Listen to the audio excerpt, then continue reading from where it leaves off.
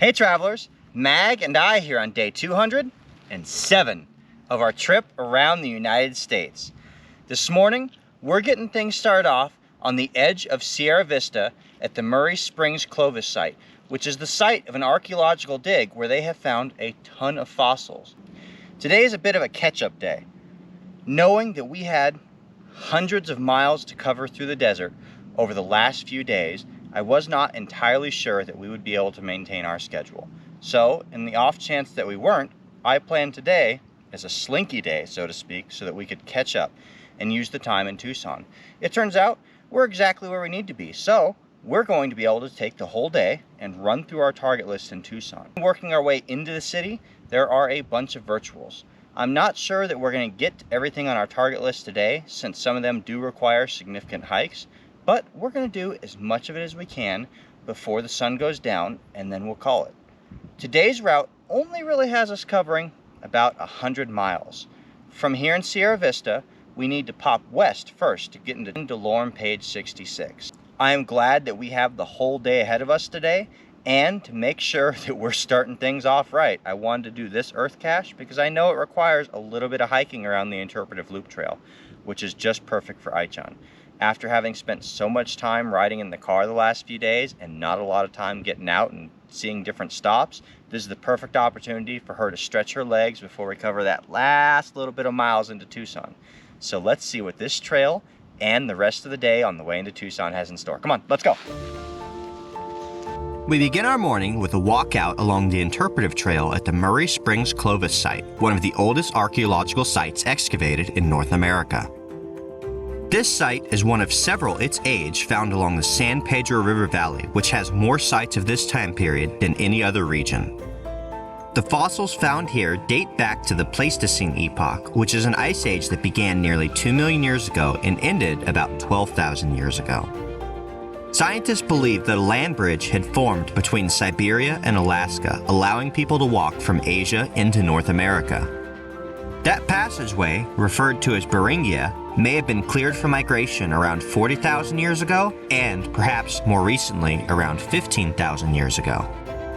Scientists have been able to date the sedimentary layers between the surface and the layer in which the fossils were discovered to paint a picture of these early peoples and their lives in North America.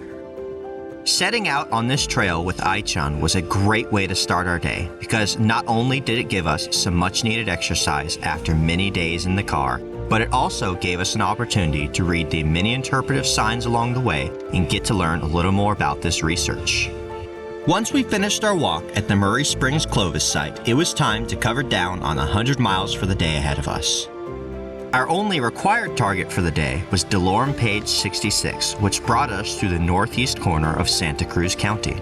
The name of the game for each of the geocaches we found along the way was the suspicious pile of rocks. We would hop out at the ground zero and look for the rocks that didn't belong. Although occasionally it was looking for the rock that didn't belong. There was one geocache, however, that stood out a little bit from all the rest. Oh, it's there all right, in all its creepy, crawly goodness. It just goes to show that even if you found 30,000 geocaches, there's always a new type of hide to discover, and this was a new one for me. Approaching Tucson from the east side of the city, we immediately made our way to Saguaro National Park. These majestic plants, found only in a very small portion of the United States, are the nation's largest cacti, protected by the national park to the east and west of the city. This is such a cool national park to be able to drop in for a visit. The saguaro is my absolute favorite kind of cactus. They tower above the other cactus, and they just look so huggable compared to the other cactus, don't they? Come here, big guy. Before taking our tour of the national park, we stopped into the visitor center to learn a little bit more about these giant cacti. They are kind of interesting as cactus go because many of them look a lot like a person with its arms and tall frame, but their lives are very different from ours. They grow very slowly, living to be over 150 years old. And just like many other big trees found within a forest, they can provide homes to many different types of animals as well. While the virtual, located at the front entrance of the national park, can be completed without actually entering the pay area, we seized on the opportunity to take the scenic 8-mile loop drive around the national park. This is one of the coolest drives through a national park that I have ever done.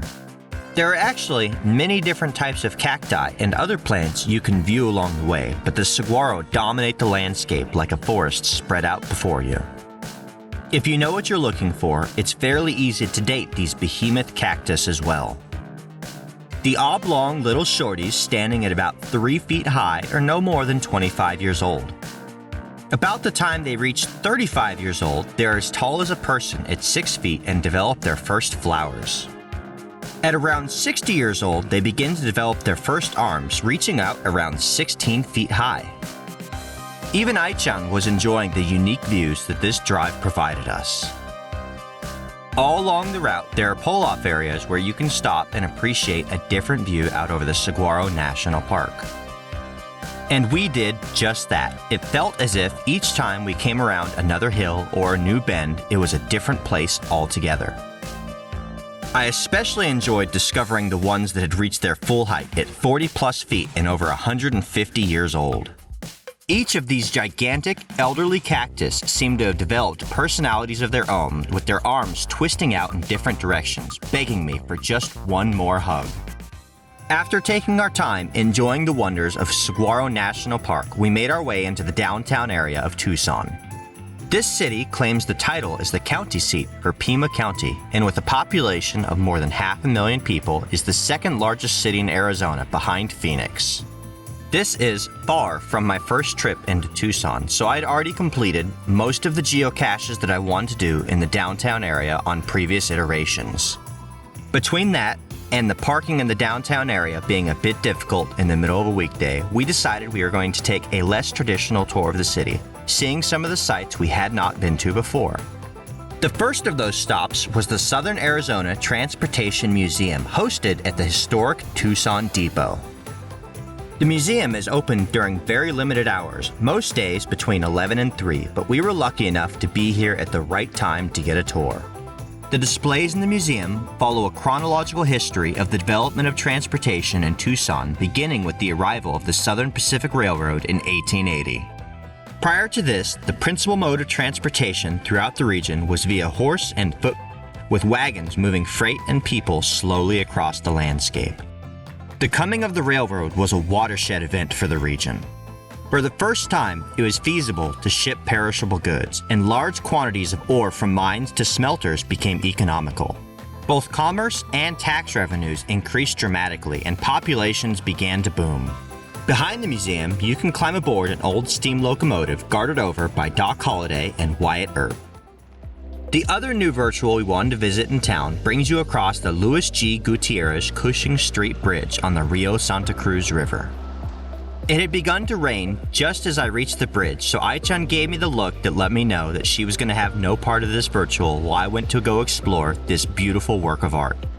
Because it really is a work of art, with 12 shaded canopies above the sidewalk with indentures that create shapes when the sun hits them just right. Finally, the rain had tapered off by the time we reached the base of Tumamoc Hill. This would be not only our final virtual of the day, but our final virtual within the city of Tucson. The premise of the virtual is rather simple too. All you need to do is follow the paved trail to the top of Tumamoc Hill and read what's written on the sign up there. What this really means though is that you need to be prepared for a significant hike with a 700-foot elevation change over 1.5 miles. But the views are spectacular. And that's a wrap. Ai-chan and I have had a great day today, starting out in Sierra Vista and steadily working our way into Tucson. We got to explore the Saguaro National Park, and we got to go through all of the virtuals that we didn't have an opportunity to do the last time we were in the city. Of course, some of those were the newly published virtuals, but including this one, we got to finish off all the old ones we didn't have time for as well. Not only that, but we finished our entire target list, working our way through all of the challenges we had identified and every other geocache of interest. It has been a great day getting to explore the city of Tucson, and we've really enjoyed the opportunity to get to share it with you as well. We're ending things off from here at the top of Tumamoc Hill, and this is going to be the end of our day. Tomorrow we're going to have one more day on the road in Arizona. From here, we're going to be pushing our way steadily west along the southern edge of the state until we hit Fortuna Foothills. From there, that will be the last of the miles that we are going to be covering until the swag event in Yuma. Between here and there, we're going to be spending our time in Las Vegas, taking it a little bit easier than we have for the last 7 months, give or take. We really appreciate you guys continuing to join in our adventure day after day. And we hope to continue to bring you more adventures as we progress along the coast of California and then begin to make our way back east for the counties we didn't have time for because of winter. Like this video, subscribe to stay tuned for daily updates, and we'll see you out on the trails.